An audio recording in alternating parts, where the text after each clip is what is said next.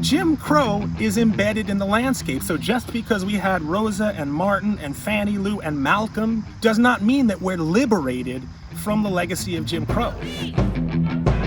No peace! Some say the road to justice is long and hard. That's what we mean by systemic racism. That's why people are out in the streets demanding justice for George Floyd and everybody who came before George Floyd, because the law is structured to create more George Floyds. Richmond, Virginia has a deep cultural heritage that stems back to the birth of the nation. And like most places with a rich history, the stories of the people who lived here are complicated and diverse.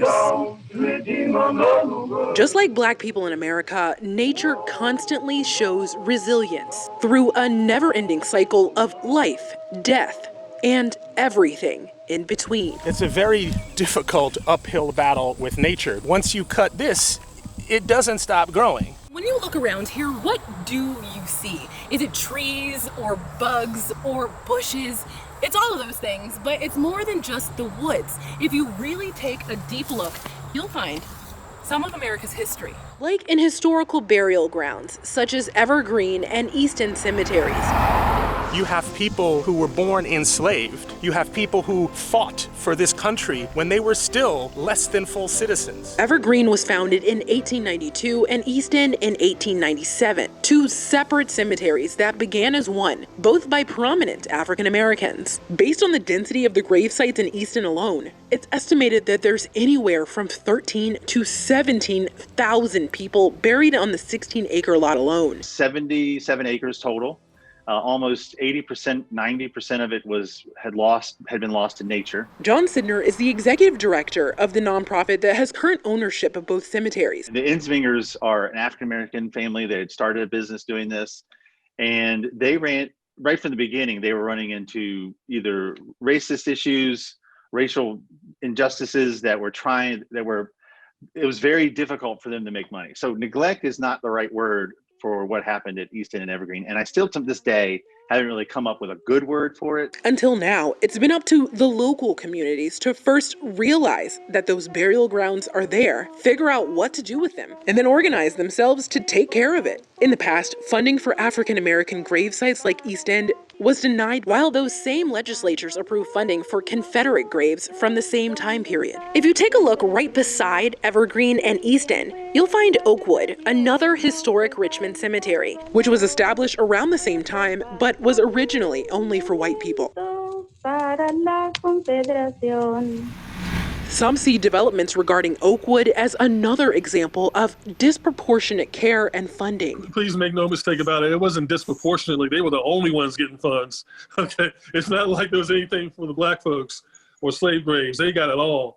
I think it was $50 a grave given to the sons of the Confederate veterans. And that's $50 for a Confederate grave as opposed to a few dollars for a historic Black site per grave. No dollars. No, in the 90s, okay. There was no, that's why I said it wasn't disproportionate. They got it all.